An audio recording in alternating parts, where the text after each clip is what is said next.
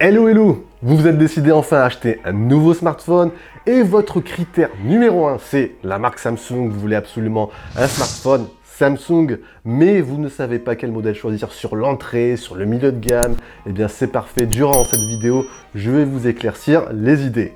Sur l'entrée et le milieu de gamme, les choix se focaliseront sur la gamme A1. C'est la gamme qui se veut accessible avec les A72, les A52, les A42, les A32 et j'en passe. Et vu que j'ai testé la majorité des smartphones, il sera pour moi plus aisé, plus facile de vous aiguiller dans vos choix. Comme d'habitude, je vous mets tous les liens en bas dans la description des différents smartphones. Avant d'aller plus loin, je voulais remercier le sponsor de cette vidéo, Letishop, un site de cashback qui vous permettra de faire pas mal d'économies durant toute l'année. Le cashback, si vous ne connaissez pas, vous permettra de vous faire rembourser une partie de vos achats sur le net sous forme de commission. Exemple, voilà, vous désirez vous acheter un nouveau smartphone ou encore une nouvelle paire d'écouteurs ou encore, je sais pas, du high-tech chez Cdiscount par exemple, qui est un site partenaire de Letishop. Rien de plus simple, vous vous inscrivez sur le site gratuitement. Vous avez même une extension de navigateur pour ne rien rater. Ça vous permettra de faire pas mal d'économies. Il y a en plus de 3600 sites partenaires. Il y en a vraiment pour tous les goûts. Il y a de la high-tech, il y a d'autres choix. Et les réductions sont présentes toute l'année. Je vous mets bien sûr tous les liens en bas dans la description. C'est simple, c'est gratuit. Je vous conseille d'aller tester tout ça. Je remercie encore une fois Letishop d'avoir sponsorisé cette vidéo.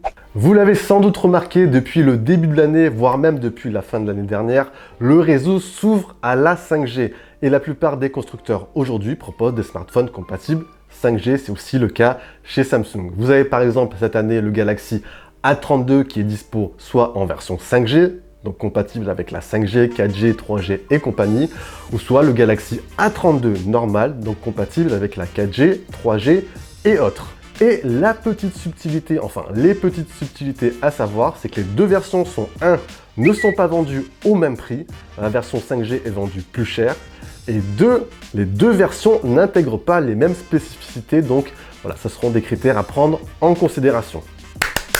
Alors, au niveau des modèles de la gamme, alors les voici, les voilà. Je vous ai donc fait un tableau récapitulatif, histoire déjà d'avoir une vue d'ensemble sur tous les modèles disponibles. Ça sera plus simple pour vous.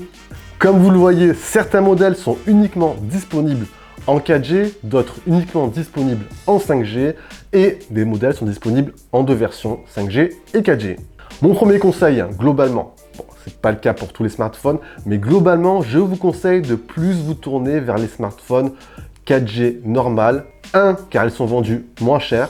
Et 2, car sur la plupart des smartphones, vous avez un écran de type AMOLED bien plus sympa, bien plus beau que de type LCD classique. Si après pour vous, la 5G, voilà, c'est vraiment un des critères aussi importants, je vous conseille deux smartphones, A52 5G et A22 5G. Alors, concernant le A52 5G, c'est le modèle phare de Samsung comme chaque année maintenant depuis 2 ans, A50, A51 et A52 cette année. Globalement, c'est un très bon smartphone, équilibré et qui ne présente pas forcément de défauts majeurs. Il a été lancé à 449 €, mais on peut aisément le retrouver aujourd'hui sous la barre des 400 €. Alors, le design avec ses coloris pastel, franchement, est plutôt sympa visuellement. L'expérience multimédia est convaincante. Vous avez un superbe écran AMOLED avec un taux de rafraîchissement 120 Hz, haut-parleur stéréo, une configuration suffisamment performante pour les tâches basiques du quotidien, mais également pour jouer aux derniers jeux 3D. Bon, bien évidemment, dans des conditions honorables. Sur la partie photo, vous avez un bon capteur principal qui fera le taf et l'autonomie sera suffisante pour tenir à peu près 1 jour et demi sans souci. Bref, un smartphone complet qui se veut également résistant à la poussière et à l'eau, certifié IP67. Le A22 5G, lui, se distingue par son prix. C'est le smartphone cette année le moins cher, enfin, c'est le smartphone 5G le plus accessible du catalogue Samsung. Donc si vous cherchez de la 5G pas chère, priorisez ce smartphone. Il a été lancé à 259 €, mais comme d'habitude avec Samsung, les prix devraient chuter d'ici quelques mois. Côté expérience multimédia, le smartphone propose une expérience en adéquation avec le prix. Vous avez un écran LCD, Full HD+, à peu près correctement calibré, un processeur assez véloce pour répondre aux usages de la plupart des consommateurs. On est ici sur un processeur de chez Mediatek, le Dimensity 700, nickel pour avoir un smartphone fluide, sans lag au quotidien. Vous pourrez même vous immerger devant des jeux gourmands en ressources, avec bien sûr quelques restrictions au niveau des graphismes. Autre bon point, la batterie. Vous avez ici une batterie de 5000 mAh qui vous permettra de tenir à peu près 2 jours en utilisation basique.